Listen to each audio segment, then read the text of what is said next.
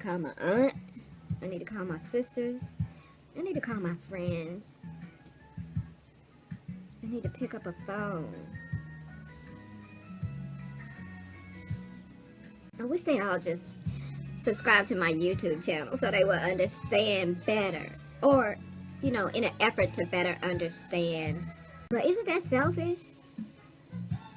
Why should they have to adjust their need to see and feel your physical interpretation of your love for them? Why should they have to adjust that? Just like you feel like you should be able to have your personal space as an introvert, other people should also have their need to see and feel your love visually and with your presence. But if you're an introvert and they openly love an introvert, but they need to know that you love them, they need to be reminded, to be reassured every now and then. Why is that bad? Us? I'm talking to us, introvert. It's not. But there's also nothing wrong with who we are, the way we are. So where does the compromise happen?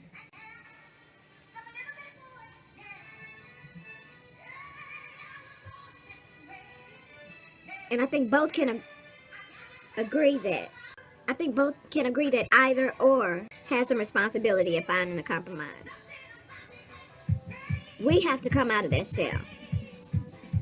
Don't get old and die and sign out of this bitch not having touched lives the way God gave you. I'm preaching to myself too. The way God gave you the ability to express in such a way where the people who are supposed to hear you will hear you. And that may not be everybody. It's just the ones who are supposed to hear you. Because as I repeatedly said, I'm not here for the masses. I'm here for the specialized group of people who have the capacity to influence the masses. But in a moral way. Not in a marketing, manufactured, whatever gets you the most popularity or money or status kind of way. But a real, moral, genuinely good inspiration to others. Those are the people that I'm here to inspire. Not everybody. Because the regular people will get around me and I'll hold a mirror up to your damn face and make you see who you really are, and it will just really fuck you up. But I'm here to introduce those special people to God herself. Introvertism has really gotten me caught up in the journeys that go along with aging.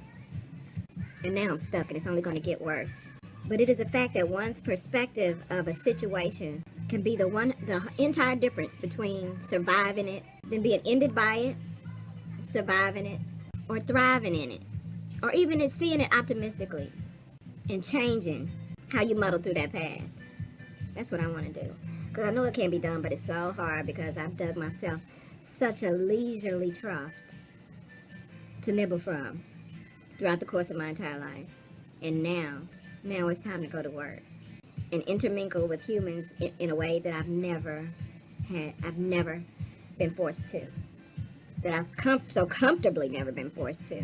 And to be fair to myself, I arranged a lot of those incidents in such a way that I didn't have to. Like, I was an athlete, I was valedictorian, I was a preacher's kid, and all those capacities. How do you master that and get around having to truly socialize with people? I did it. And it didn't make me unpopular. She was just like, she's that chick, you know. Don't fuck with her. You know, and I don't fuck with her. I mean, I wouldn't suggest that you fuck with her. 2, I fucks with her. 2, man, I want to fuck with that chick. She seemed cool. She ain't fucking with me. To the rare percentage that was like, that's how she is.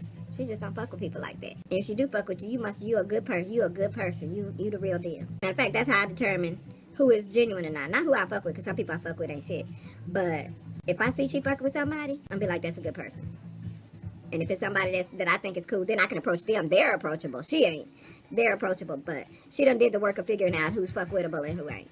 So, is my meditation making this fucking tea work? Because I'm trying to find a positive way out of this mind space I've sunken into today. Sweet tangerine, positive energy. Maybe this brand is the real deal. I wasn't going to use my primer, but I don't use it. I mean, you know, I don't use it day to day. And I said I was going to start using my shit, so let me go get it. Does primer go old, y'all? I remember my hair was nappy maybe a week or 2 ago. And Mr. was not feeling it. He can front and say it was fine, but he was not feeling it. It was a little on the nappy side for him. Which I think is crazy, because when we see somebody with a straight up fro on TV, we're like, oh man, she rocking it, she rocking it. But let my stuff be all over the place. But I think that's the thing. There's a difference between it just having reverted, you styled it and then it reverted, to you really didn't do shit with your hair. You know, so you could, in the name of wearing an afro. You tried it. Does primer go bad? Because most of y'all know what shape this is, know what brand this is. Oh man, this feels smooth. It feels smooth.